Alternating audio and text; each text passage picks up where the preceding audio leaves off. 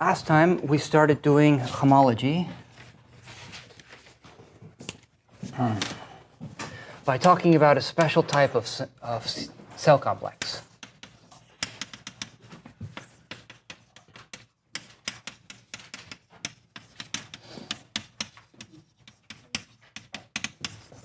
Delta complex. Right, so these are built from simplices. So remember, the n simplex is just a convex hull of m plus 1 points in some Euclidean space in generic position.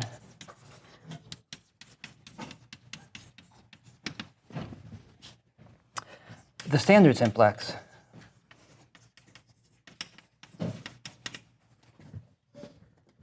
is just all of the points in Rn plus 1 so that the coordinates add up to 1 and they're all non-negative. Right, and we denote this just delta upper n.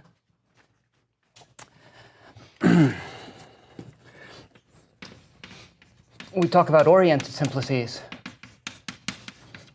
by just putting an order on the vertices, right? And we saw that a face, which is what you get when you remove one vertex and then look at the convex hull of the remaining ones, inherits an orientation from the one on the total space. Right? So with this in mind, we define a delta complex or a delta complex structure on a space X to be a collection of maps satisfying, on the one hand, if you restrict to the interior, this is a one-to-one map, and you get all of X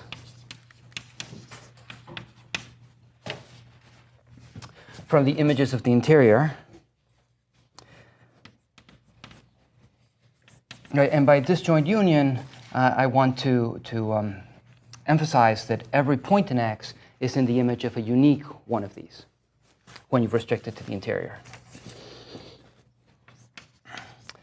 If F is a face of delta n, then the restriction of any one of these maps to that face is one of the other maps in your collection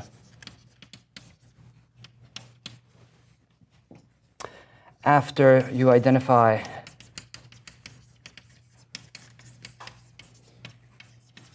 the face with the standard n-1 simplex via an orientation preserving affine map.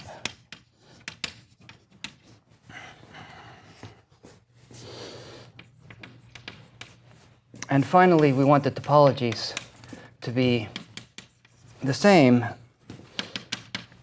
So we say that we want the open sets in X to correspond precisely to the inverse images of open sets. For every alpha, to be the ones that pull back to open sets along all of these maps.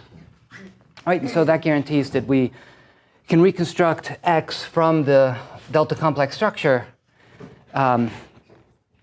together with its topology. Okay. Perfect. So given a delta complex structure on a set, we defined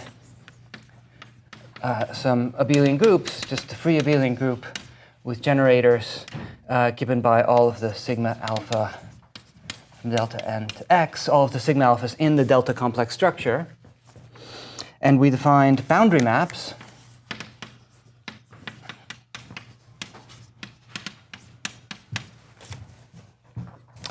by asking that you restrict sigma to each of the faces. Then you take the linear combination where you just add a sign that alternates depending on what face you're looking at. Okay? And this was the point of restricting from cell complexes to delta complex structures, so then we have this nice algebraic description of what the boundary map should be. Right? Yes? So is delta lower end of X called the delta complex structure on X? No, the delta complex structure is the collection of maps. It's all of these maps. Right? This is the chain complex corresponding to the delta complex structure. Yeah. Yeah, so of course, since we're starting a new topic, it's going to be a ton of definitions. So we saw that, so indeed, I just said chain complex. So this is a chain complex. Well, I'll get to that in a moment. Let me just say here that we define the homology groups corresponding to the delta complex structure on X to be what you get from the kernel of delta n after you mod out by the image of delta n plus 1, right? And so implicit there is the fact that the image of delta n plus 1 is a subgroup, normal subgroup of the kernel, right? It's automatically normal because we're working with abelian groups. And so now let me point out that this is an example of a more general thing that we like, which is called a chain complex. It's just a sequence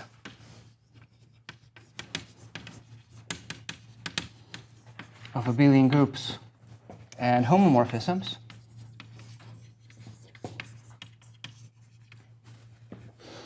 Right, let's say a n plus 1 to a n. Right, the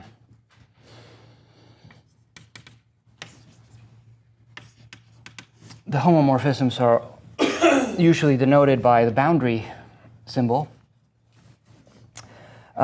with the property such that delta squared is 0, right, which is how we usually abbreviate that the composition of any two of these is 0. Okay? So anytime you have a chain complex, there's an associated homology. So let's see. Here's some more nomenclature. Elements of each of these would be called, let's say, would be called k-chains. Elements of the kernel of delta k would be called k-cycles.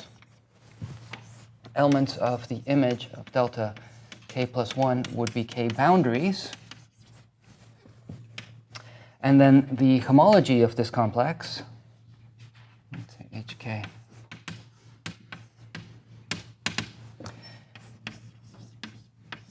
is the quotient of these, kernel divided by the image.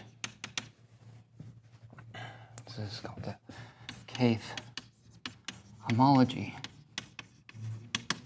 group of the complex. And we're going to say the two cycles are homologous, right? Because we don't have enough words starting in hom in this class. If their difference is a boundary.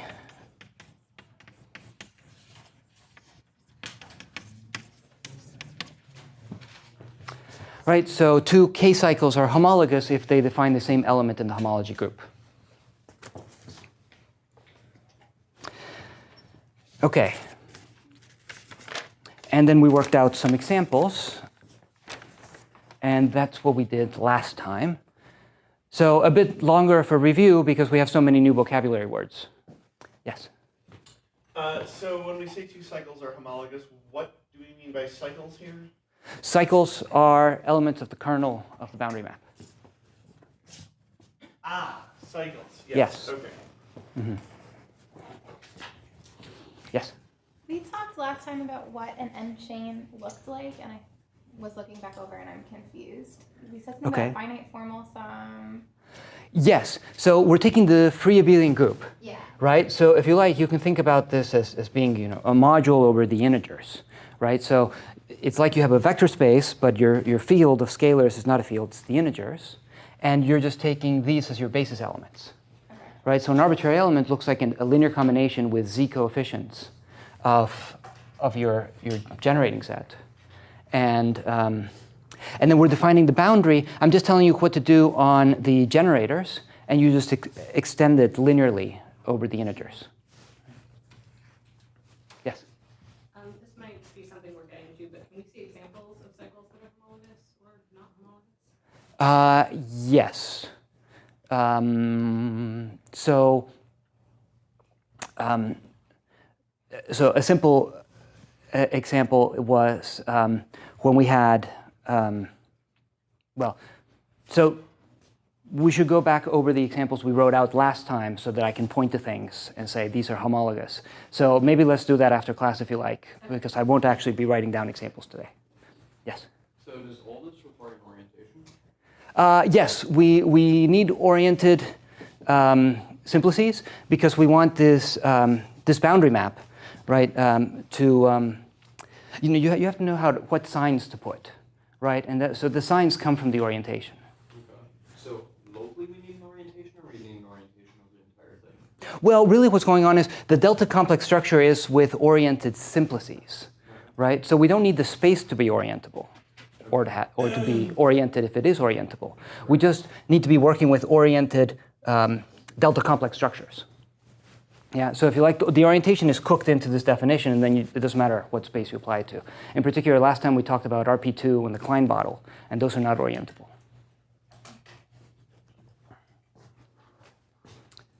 More questions? Yes? So what exactly does it mean by their difference is a boundary? Yeah, so because it's a free abelian group, we're talking about linear combinations over the integers. So it makes good sense to subtract two of these, right? So of course you can't subtract them as maps from delta n to x because there's no subtraction in x. But you can subtract them in the free abelian group because element just looks like a bunch of these guys with integer coefficients. So just put 1 minus 1, right? And you've subtracted them. So and then the boundary map is defined by extending linearly. So it makes sense to apply it to the difference of two things. It's just the boundary of one minus the difference minus the boundary of the other one, viewed as elements of the free abelian group of k minus 1 chains. And so then it makes sense to ask if you have, well, you don't need, so you take the difference and then you ask if that's in the image of the boundary. Right? And that tells you whether or not they're homologous. Okay. More questions?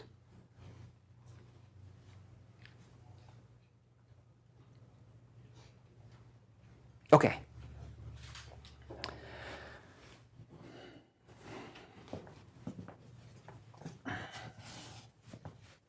Great, so the next thing we want to do is think about how much does this depend on the actual delta complex structure you put on x, as opposed to just depending on x itself, right?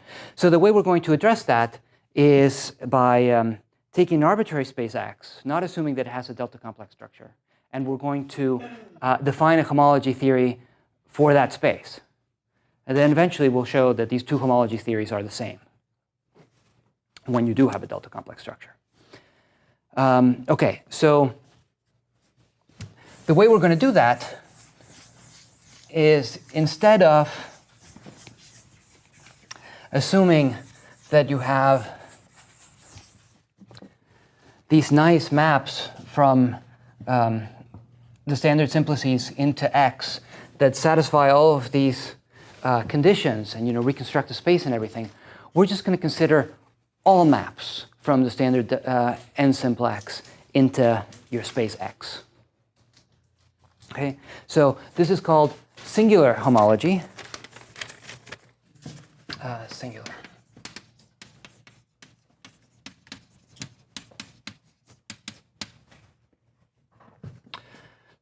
So X is going to be any topological space.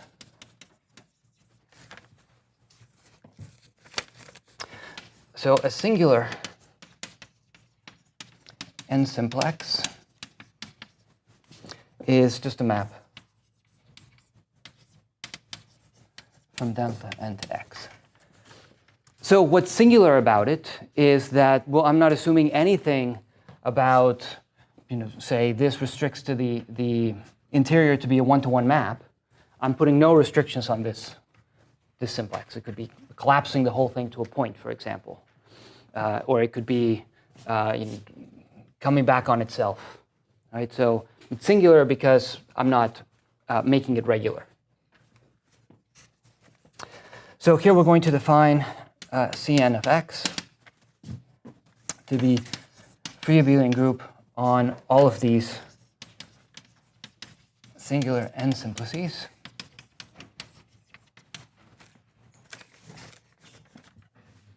Right? So notice, for example, last time when we were talking about the torus and the Klein bottle and RP2 and we had explicit delta complex structures, we had finitely many simplices, right? We just had two simplices in each case, for example.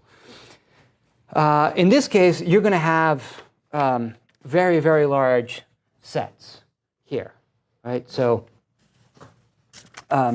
for example, for zero simplices, which are just pick out points in X, here you're going to have all points in X, right? Each point is going to be its own generator. Okay, but we still have a boundary map defined in the same way. To every singular simplex, you're going to just take the alternating sum of the restrictions to the faces. Right? So the boundary map we define the same way, and because it was just algebra, it still squares to 0.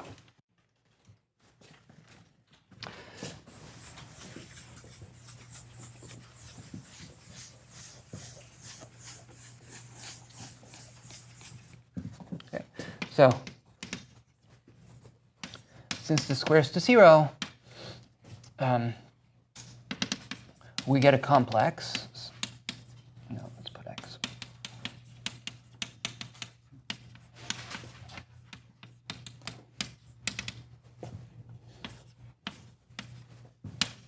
This is a complex, a chain complex.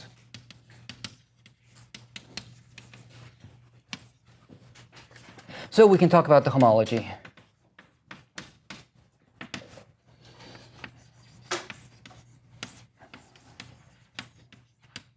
Right, so this is going to be the singular. So we're just going to put singular in front of everything. This is a singular homology of x. These are the singular n cycles. These are the singular n boundaries.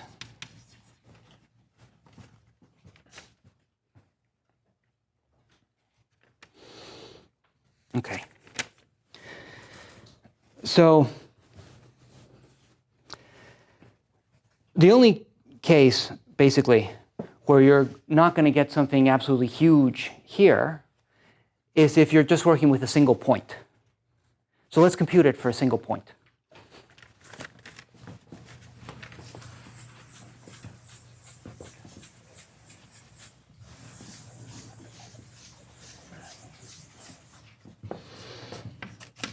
Okay, if x is a point.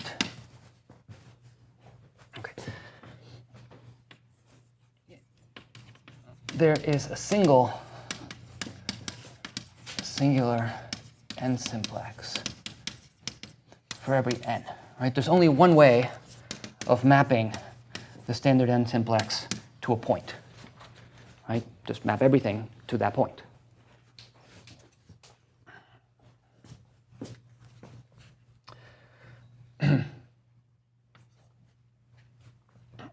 Okay, so what's the boundary? The boundary of sigma n is going to be minus 1 to the I, sigma n restricted to the face where you've removed the I. Okay, but from every face, there's again a single map to a point. right? If you're looking at the standard n-1 simplex, there's only one map from that to the point. So each of these is the exact same element, right? If I sigma n, each of these is equal to sigma n-1, because there's only one map from the delta n-1 to a point. So this is equal to the sum, I goes from 0 to n of -1 to the I, all of that times sigma n-1, right? And this is equal to, well, so it starts at 1, and then it would be 1 minus 1, so 0, and then 1 minus 1 plus 1, so 1 again.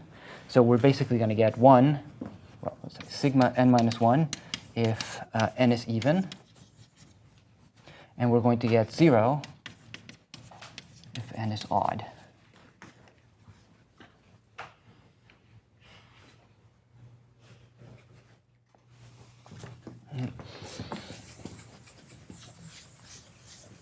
Okay, so that means our complex, right, which is C n plus 1 of x, so let's say of a point, C n of a point, C, let's make it even. So let's say 2n plus 1, 2n minus 1,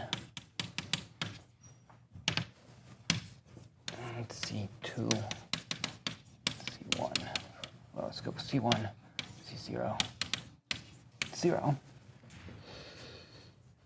Okay, so each of these is a single copy of SED, because there's a single generator.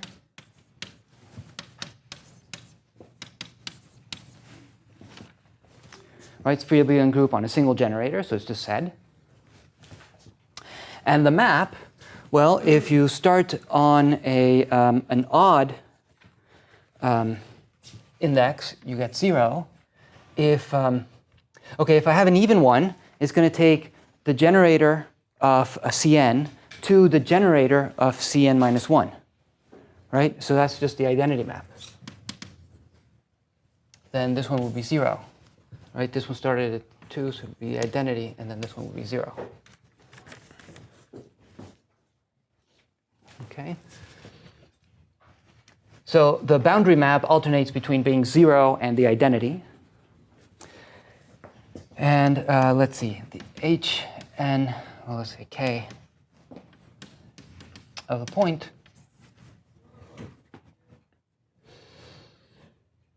Can you just explain why you have the identities and the zeros?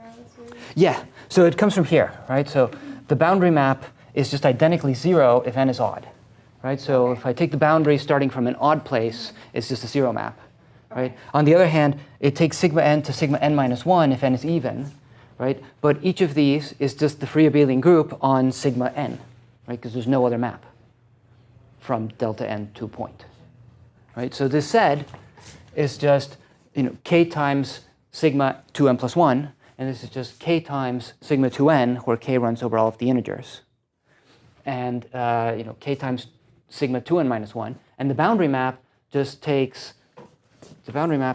k times sigma 2n and gives you k times sigma 2n minus 1.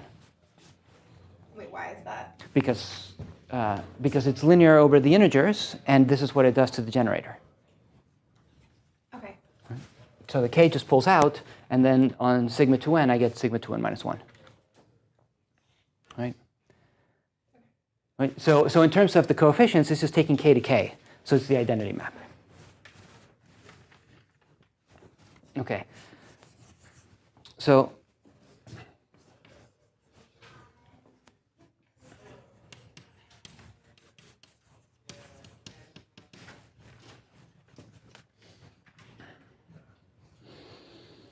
okay, so let's stare at this.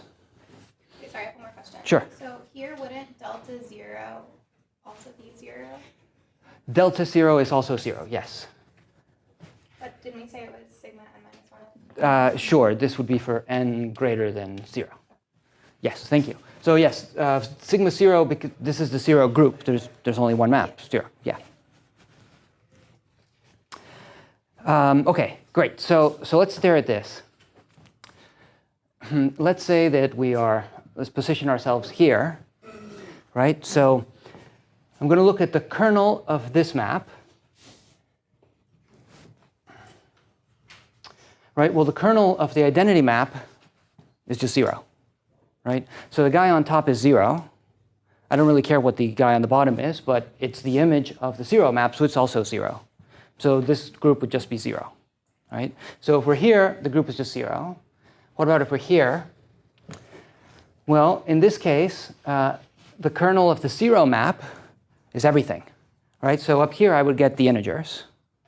And then I have to mod out by the image of the identity map, but that's everything, right? So I would just get the integers over the integers, and I get to 0, right? So I get 0 everywhere except here, because here we have 0 on both sides, right? So I have z, the kernel of the 0 map is just 0. The kernel of the 0 map is everything, said, and the image of the 0 map is just 0. So I get said over 0, so I get said. So this is equal to said if k is equal to 0 and 0 else.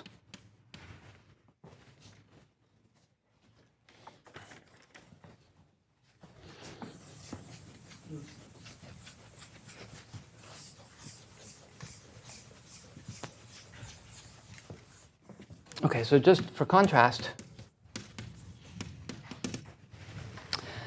for x a point, well, there's an obvious delta complex structure on x, where you just have one 0 cycle and nothing else.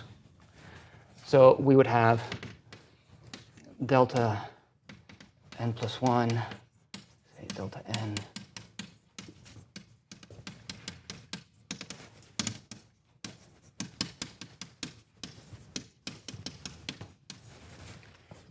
But here, all of these groups would be 0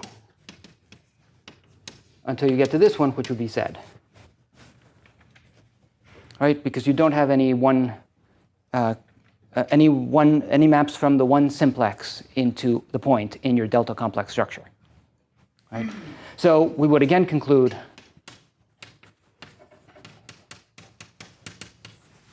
that you get said if k is equal to 0 and 0 else, right? That's right. Yes, no coincidence.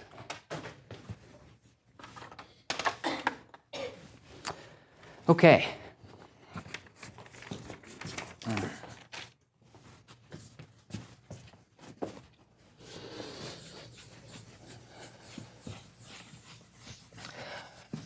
But notice the two extremes, that for singular homology, these chain groups were as large as they could be, whereas for the delta complex structure, the chain groups were as efficient as they could be, right? We only had the set where we needed it. Okay. So to continue contrasting,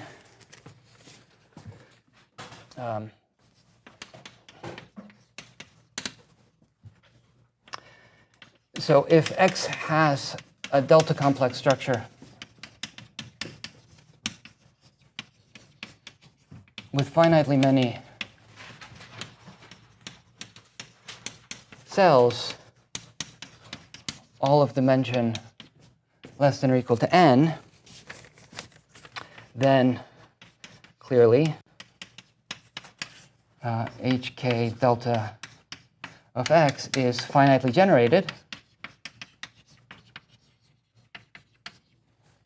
and vanishes for k greater than n, right? Just because the groups in our chain complex vanish if k is greater than n, right? So that's easy to see if you're doing the homology associated to a delta complex structure. On the other hand, it is easy to see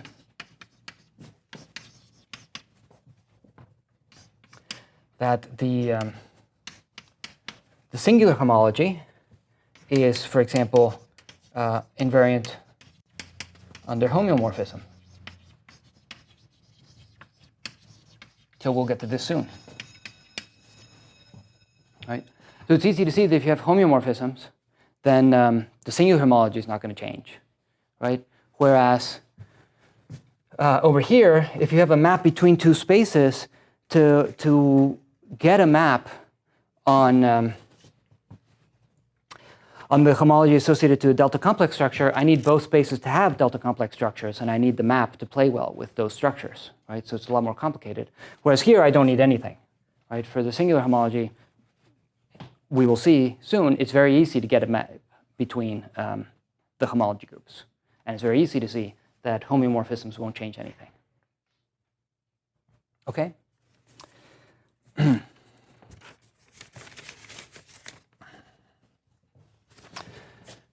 So here's another easy property for singular homology.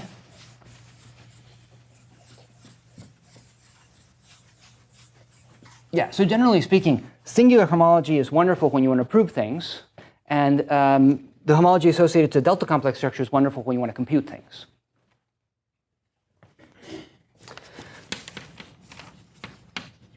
So let's say you have the path components of your space.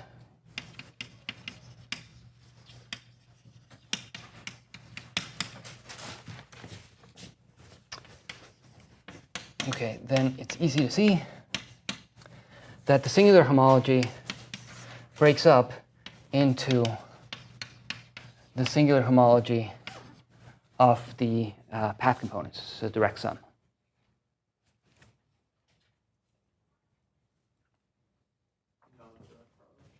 Not a direct product.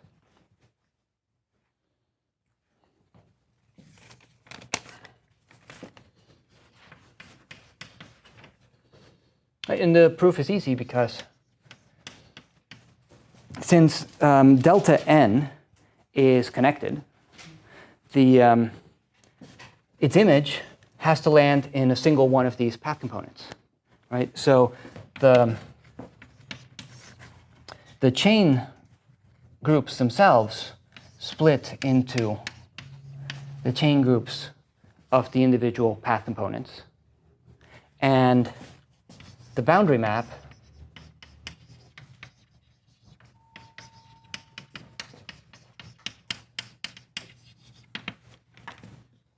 preserves this splitting. Can you say that one more time? Sure. So an element here looks like a map from delta n to x. Right? But since delta n is connected, this image lies inside one of these. Right? And so even though you have a map into x, you actually have a map into x alpha for some alpha. Okay. Right? And so you actually get a splitting of the chain group itself. And the boundary map, well, if this mapped into x alpha, then its boundary also is made up of a linear combination of faces, all of which map into x alpha.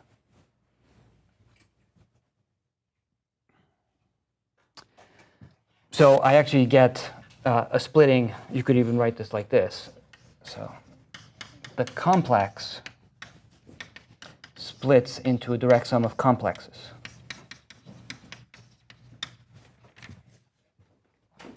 Right? So the homology has to as well.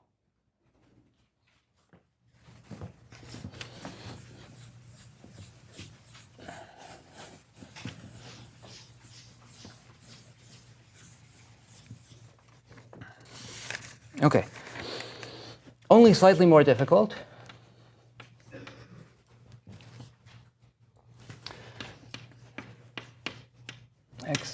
Let's say that x is path connected.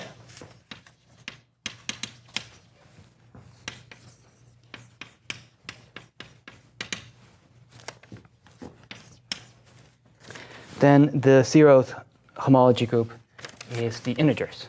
So together with this proposition, that gives us the statement we had when we first introduced homology, that the zeroth homology group, in this case the zeroth singular homology group, is always going to be just the direct sum over the path components of the integers.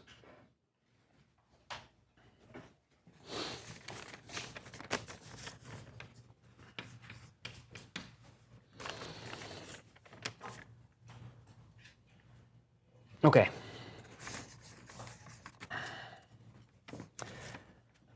So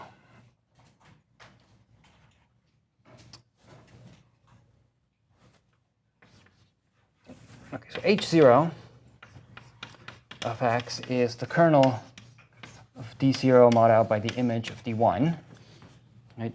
But D0 is just the 0 map, right? Because it goes from C0 to 0, right? So this map is always to 0. So this is C0 mod out by the image of D1.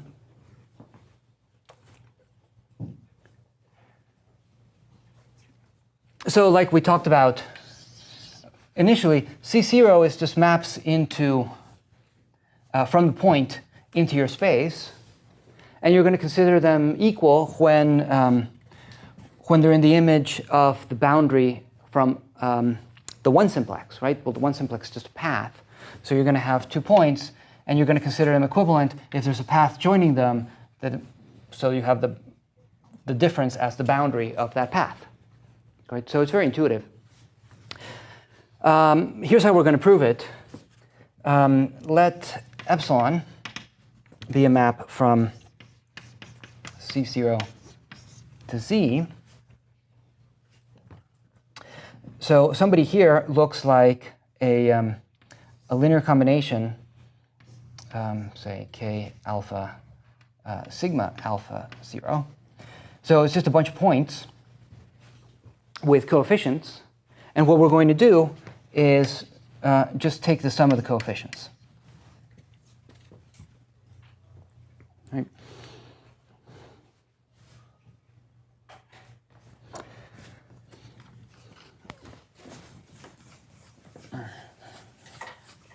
Can you explain one more time what the intuition was? You said 2 points are equivalent if there's a path connecting them? Yeah, so that's the idea. So why is that? Because well, elements here are just points, right? They're maps from the point to your space.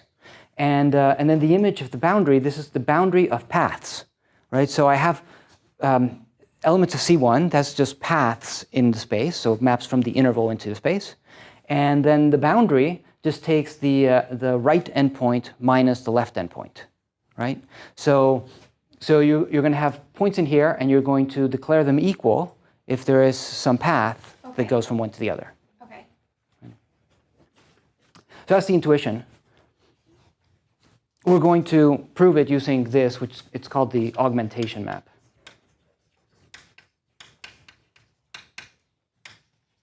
And can you say again what the augmentation map is doing? Yeah, so an element here is really a finite sum of elements in here, well, of maps from the point with said coefficients, right? So all we're doing is just take the sum of the coefficients. And what does the superscript 0 mean on the? Oh, that it's an element of C0, so it's going from the 0 simplex. Sure.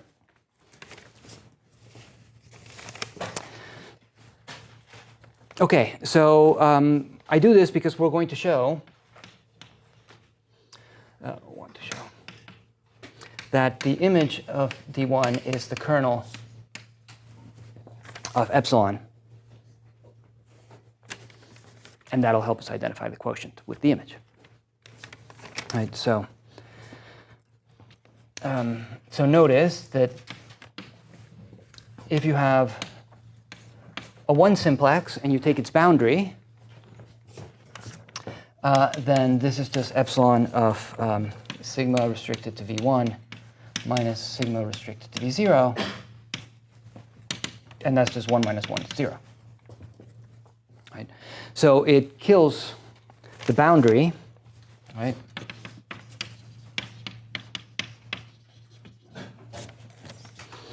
And on the other hand, if we have something that's in the kernel,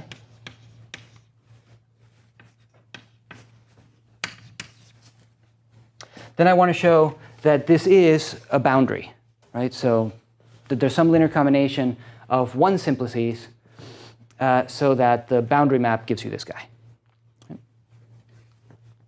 Okay, so here's what we're going to do.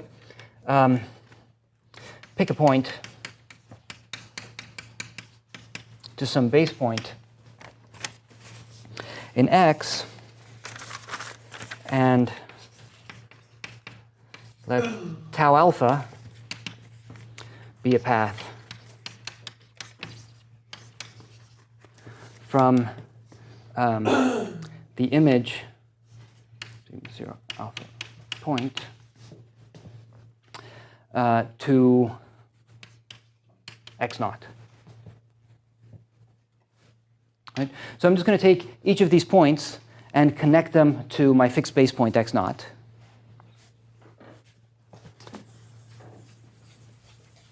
By some path. Of course, a path is just a map from the interval into x, and the interval is the one simplex. So I can think of each of these as being inside C1.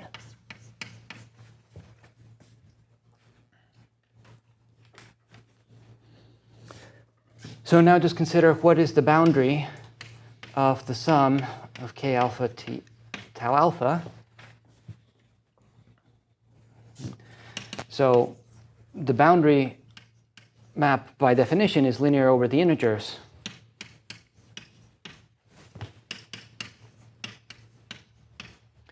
And then here I'm going to get sigma. Oh, I meant to do this the opposite way. Well, I'll just put a minus. It's OK. So I'm going to get sigma alpha 0 of point minus x naught.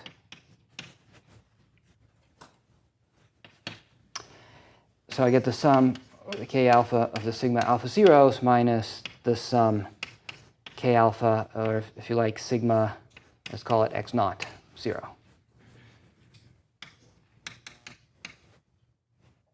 So yeah, let's write it like this. So let's let sigma x naught 0 just be the map from the 0 simplex to x naught. So we get this, right? But of course, the sum of the k alphas is 0 because it's in the kernel of the augmentation map. So this is 0, and we just got, well, we got the guy we started with. So the sum of k alphas sigma alpha 0 is in the image of D1.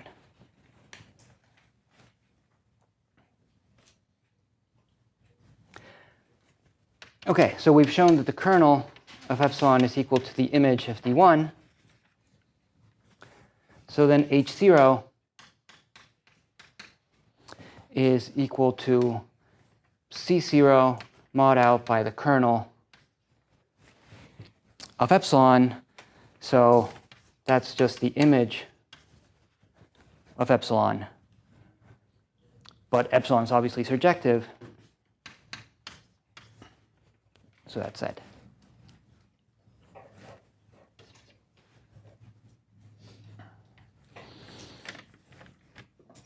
Why is epsilon obviously surjective? Yeah, because I'm just taking the sum of the coefficients, right? So just pick any point and put whatever integer you want. Mm-hmm.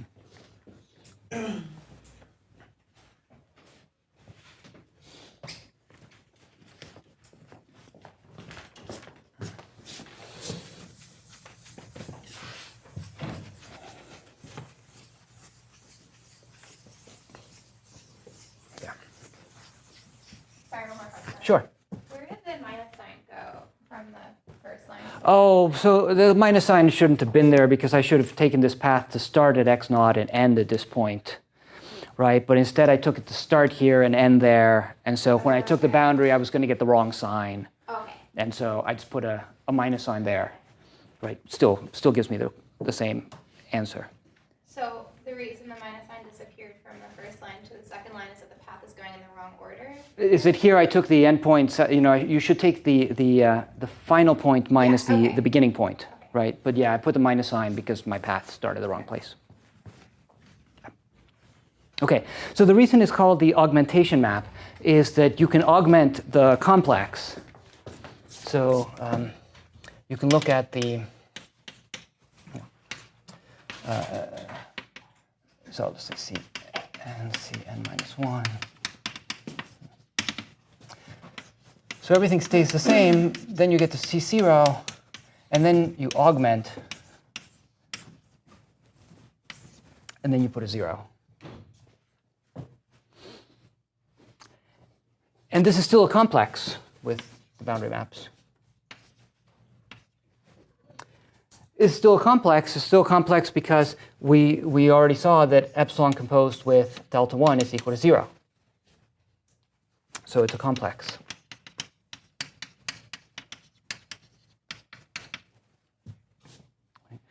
The homology of this complex is called the reduced homology. So reduced.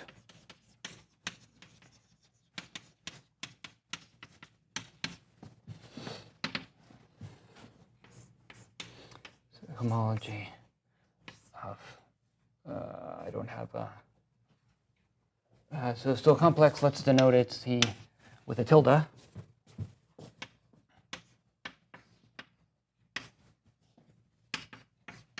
Because the homology is denoted with a tilde.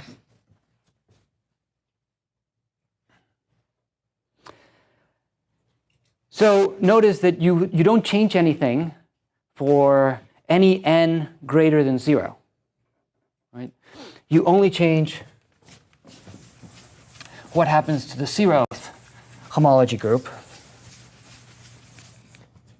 So Hn of x is Hn tilde of x if n is greater than 0, and otherwise it's Hn tilde of x plus a copy of z. So really all we're doing is removing a copy of z from H0. Right? What's the reason why we're doing that? Yeah, so the feature is that the reduced homology of a point is just 0 in all degrees.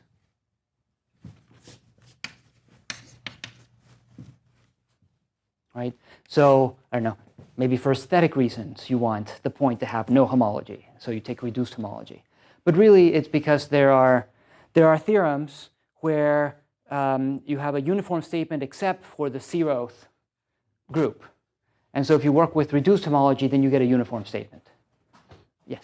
So you only get to work with reduced homology when your space is path connected? No, actually, so this is a complex no matter what. It's just removing one copy of Z. So for example, if I had 57 path components, then the usual homology would give me for the 0th group Z to the 57, and the reduced homology would give me Z to the 56. I'm just removing one copy of Z from H0.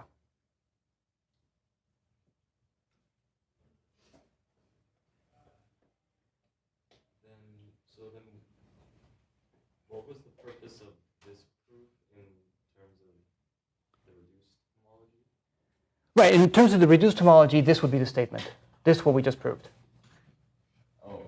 Right, that for H0, well, no, for a point with whatever. If X is path connected, then H0, so here, X path connected. This is what we just proved. H tilde of X is 0.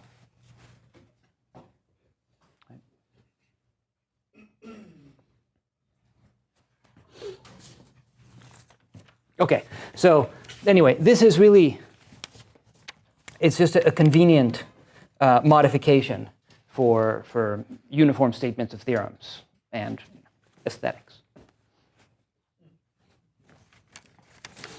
Okay.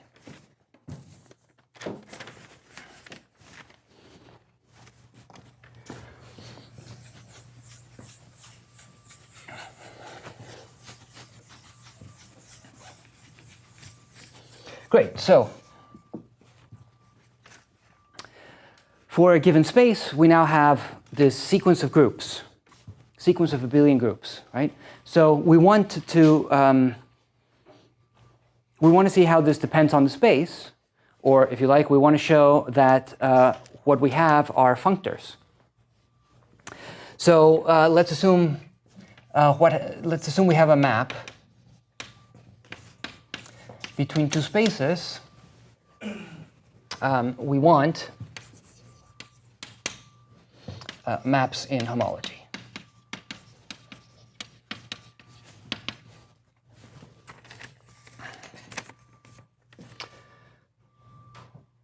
Okay, so if we want to get a map in homology, well, homology is defined by using the chain complex.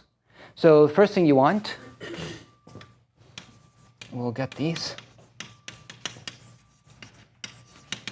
by first getting a map of chain complexes.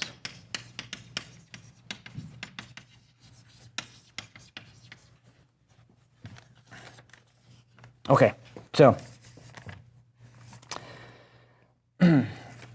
this will be denoted F lower sharp from the chain complex of X, singular chain complex of X, singular chain complex of Y.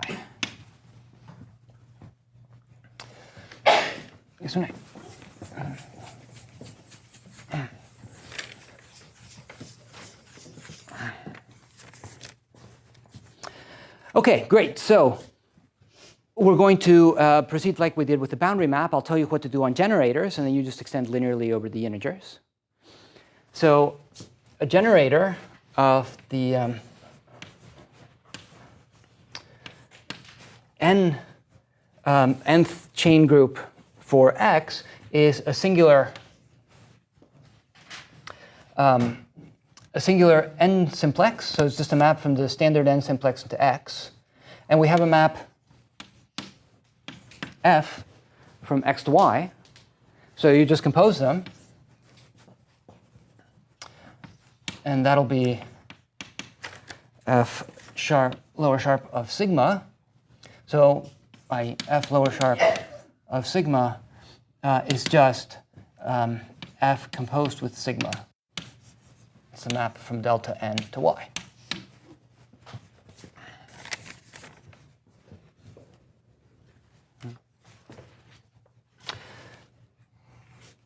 So then extend linearly to a map from Cn x to Cn y. Sometimes we might write this as F sharp and then put an n to say that we're looking at the one on n chains. But most often we won't bother putting the n.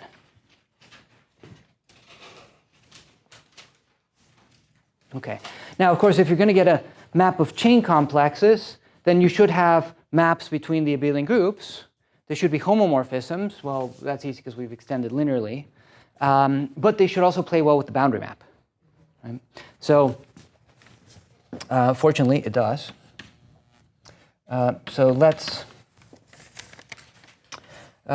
just, for the sake of this equation, to be clear, I'll put a boundary upper x to indicate that I'm taking the boundary on the left. So this is just -1 sigma.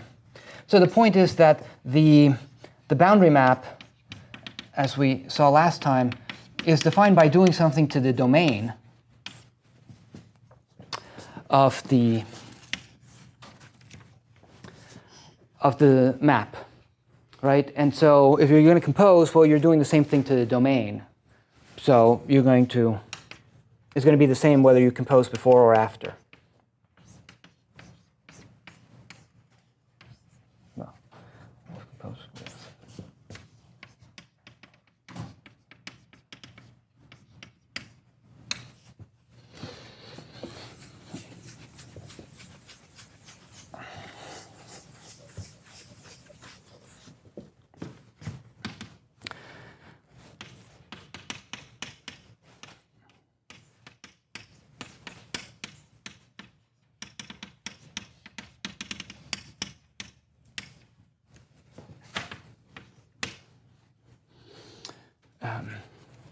The boundary y of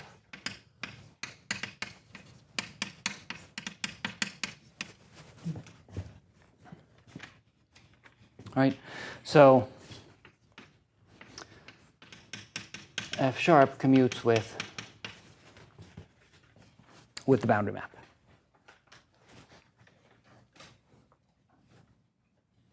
Okay, yes? Yes, so remember in this class, all maps are continuous. Yeah. All spaces are topological. Yes?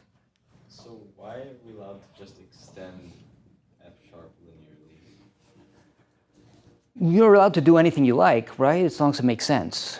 So why does it make sense to extend this linearly? Well, so by definition of free abelian group, if you like. So remember when we talked about free groups, the point of the free group was that if you have so you take the free product of some groups, it has the property that if you have any homomorphisms involving those groups, then you get a homomorphism from the free group. So you have a similar definition of the free abelian product. And so it just says, it is the group where you can do this and things commute. Yeah. But you could also just think of it as you have a vector space over Z. And so I just need to tell you what to do to a basis and then extend it linearly, and you have a linear map. Right? But here, a linear map is a homomorphism of abelian groups.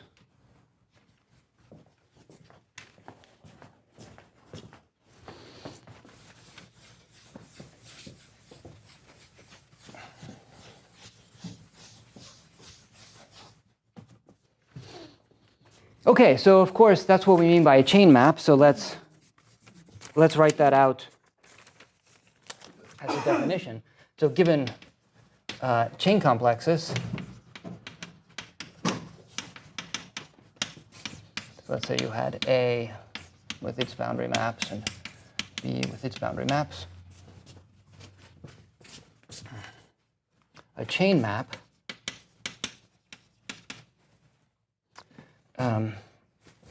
is a sequence of maps, well, a sequence of group homomorphisms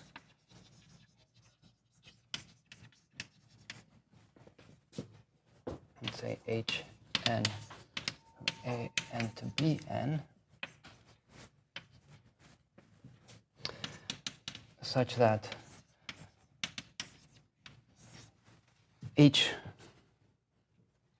right, so we typically leave off the indices anytime we can. So we just say H commutes with the boundary, and what we mean is that H n boundary n B is equal to boundary n A, so then H n minus 1.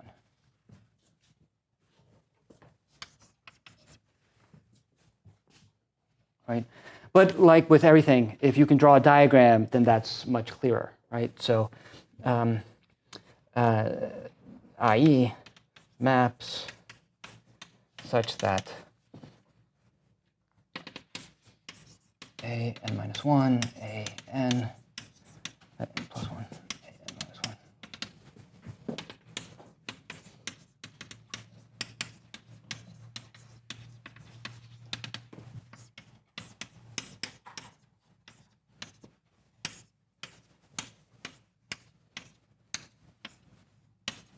Commutes. Right, so a chain complex is just a sequence of abelian groups and abelian homomorphisms, group homomorphisms, such that boundary squares to 0. And so a chain map is just a map from such a line to another such line, so that all of the diagrams commute. Okay? So anytime you have a chain map, you get a map in homology. So from commuting with the boundary, we see that H sends cycles to cycles Right, so this is just, remember, the kernel of delta. And H sends boundaries to boundaries. Right, this is just the image of delta. Right, so if something's in the image of delta, and I hit it with H, I get something that's in the image of delta. Right, and if I have something that gets killed when I hit it with delta, then if I hit it with H and then hit it with delta, it also gets killed. Right? So it sends cycles to cycles and boundaries to boundaries. Hence, I have a map from the homology of A to the homology of B. All right. So this will either write H lower star, just like we did for the fundamental group, or if we want to be more explicit, also written Hn of little h. Right. What are your subscripts on your A and your delta there? These are just dots. Okay. So it's just the complex. So Okay. you take the homology of the complex. And that's like every time you've been writing this, It's been dots, exactly, yeah.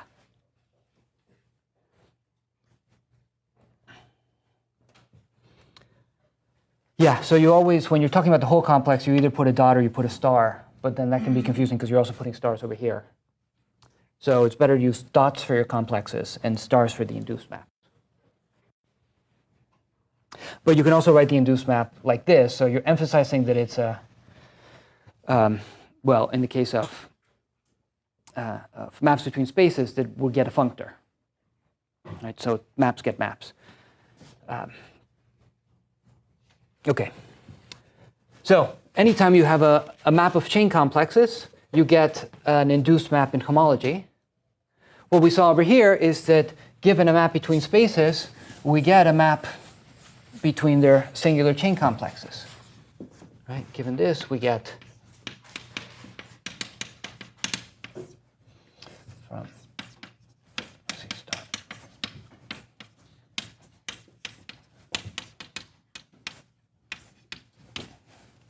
Right, and hence,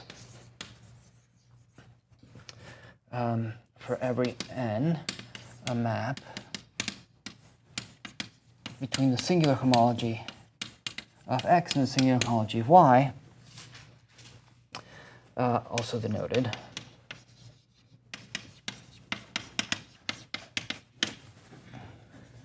so if we want to emphasize the n, we might use this notation.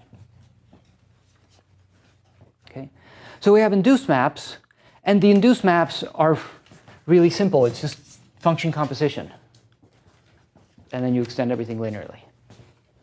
Right? But because it's easy, it's function composition, it's easy to see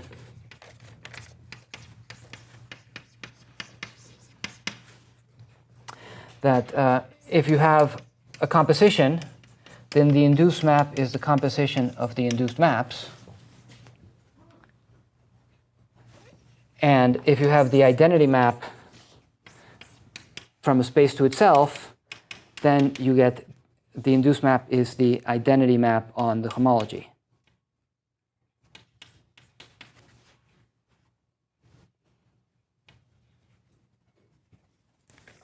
Right? So the induced map of the identity is the identity, well, because you're just composing with the identity, so you're not doing anything.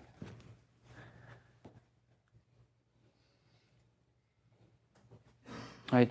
And the induced map of composition is the composition of the induced maps. That's just because you're doing compositions, and composition of functions is associative. Okay?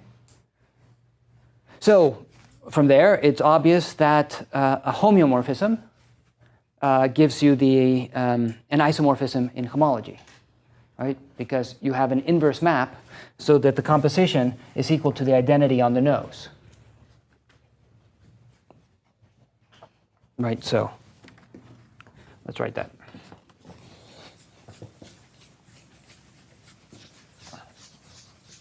These both work for homology. It does, but that is not obvious. Note,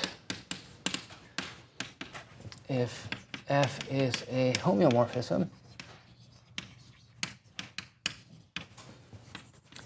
with inverse G, then F, let's do this, Hn F from Hn x to Hn y is a isomorphism, it's a group isomorphism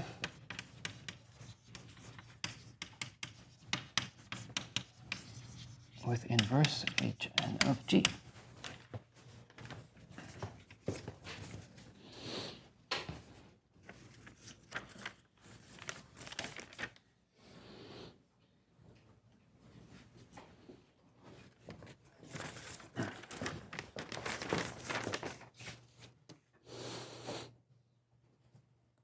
Okay.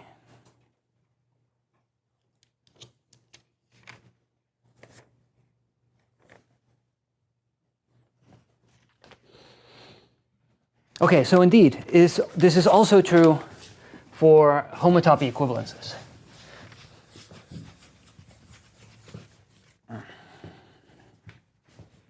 Yeah. Almost always star. I'll only use the n when I want to emphasize that it's acting on the nth group.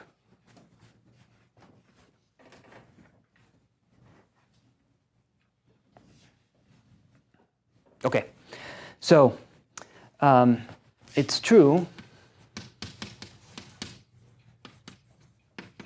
that if F is a homotopy equivalence,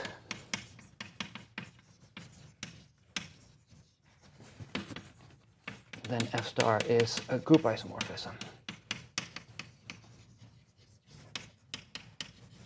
Well, let's say HNF. It's a group isomorphism for every n.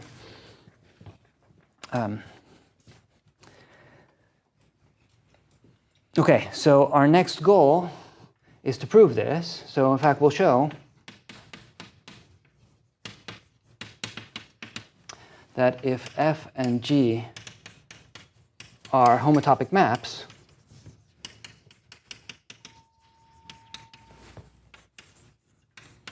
then the induced maps in homology are the same.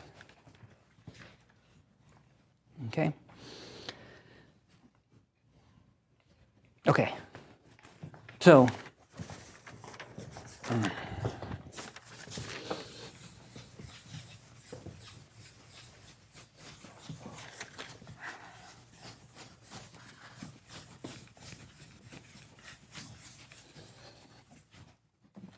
okay, so let's say that you have capital F, a homotopy equivalence. Well, it's a homotopy. It doesn't have to be an equivalence. This is going to be a homotopy between F and G. Right? But just take any homotopy for the moment.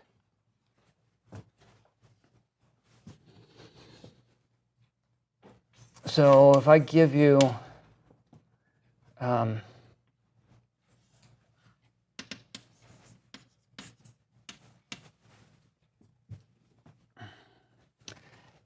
singular n simplex in X, then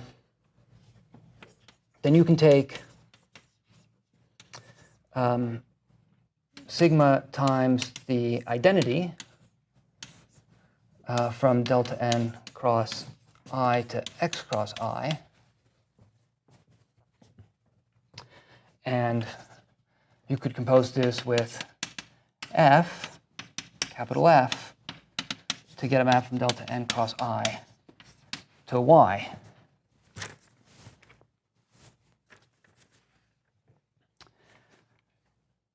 So that's almost an n plus 1 simplex in Y, except, of course, that this is not the standard n plus 1 simplex. Right? So we should stare at this a bit. So, for example, let's stare at if n is equal to 1, then delta 1 looks like the interval, say, with vertices v0, v1. So delta 1 times the interval is a square. And we're going to have vertices v0, v1, and then let's call these vertices w0, w1. Right? Well, maybe if these were v0, v1, I shouldn't reuse. So let's call them instead a0, a1, and b0, b1. Right? So ai are going to be the vi with the 0, and bi are going to be the vi with a 1. Right? So for every vertex here, I'm going to get two vertices over here. And I'd really like to have two simplices. So I can take the square and divide it in half like that, say. And then I have, this is a 2 simplex over here, and this is a 2 simplex over here. Similarly, well, let me just write down what 2 simplices those are, and then I'll do the same thing. So delta 1 is the union of two simplices.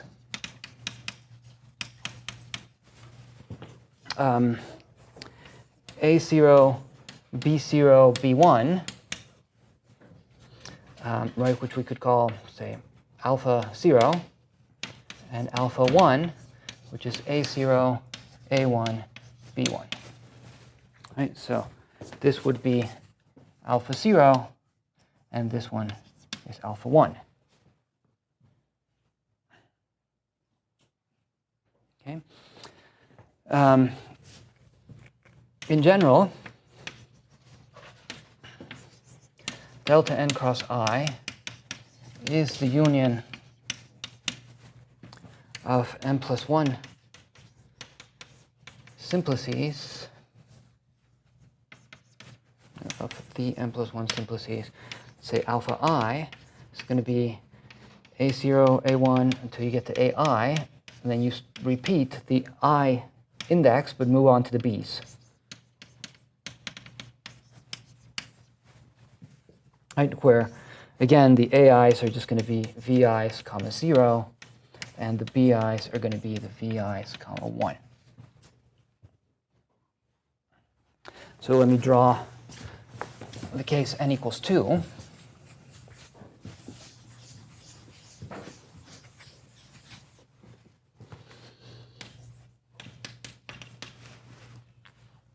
Okay, so here I'm going to have a triangle, and it's going to become a prism. Right, so here I would have A0, A1, and then A2 is here in the back. And then B0, B1, B2. Okay, and I want to split this up into 3 simplices. So pyramids. The first one, alpha 0, is going to have vertices A0, B0, B1, B2. Right, so I have to join all of these with A0. So I'm going to put a line there and a line there. And so you can see a pyramid here, right? That's alpha 0. Right? So alpha 0 has this as the say the top of the pyramid, and has this as the base of the pyramid. Right? So you just join that.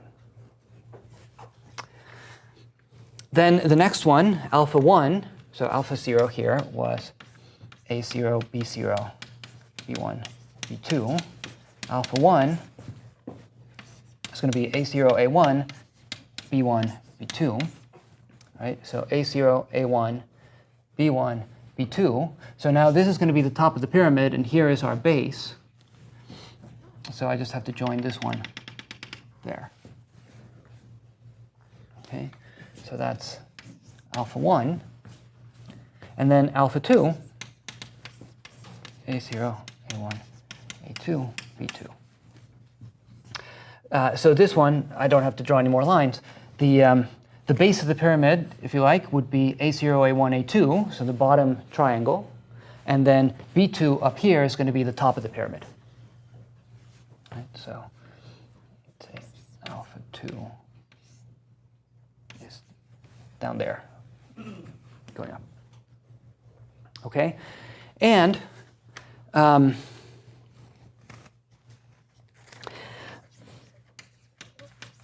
what you get is that this is the union of these alpha i's.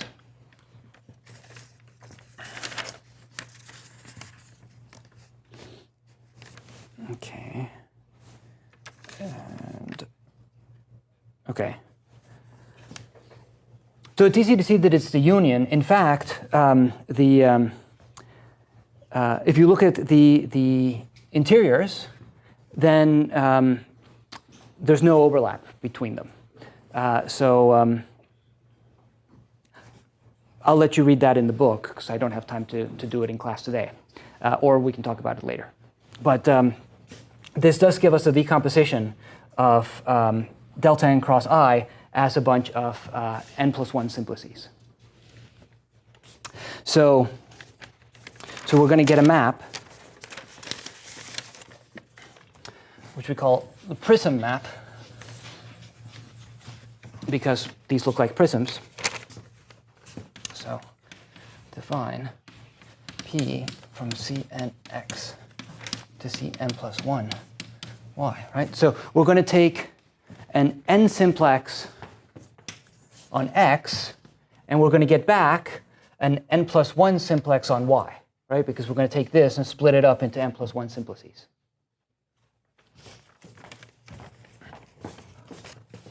So P of sigma is -1 to the I of this f composed with sigma times identity restricted to alpha I, right? Which we could write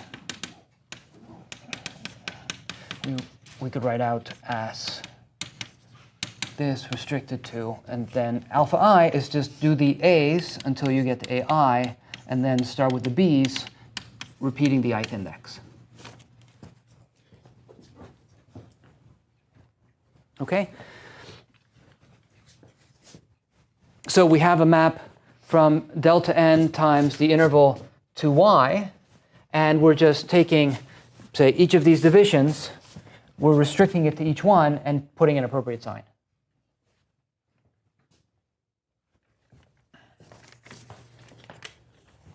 Okay, so great, we have a map and it takes chains to chains, so we just need to worry about what it does to boundaries. Okay, so boundary.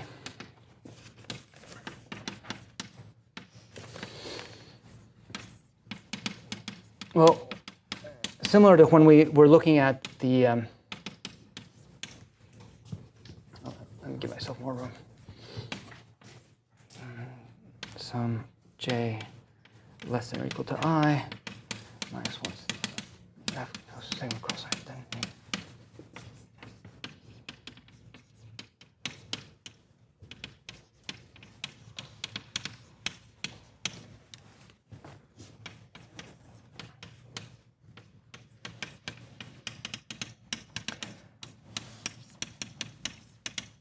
So as we've done before, we want to separate on whether you've gotten to the ith term or not, because the sign is a little different in either case. Okay, well, let's pick it up next time. We'll show that this is equal to minus p of boundary sigma plus f sharp minus a g sharp. But let's do that computation next time.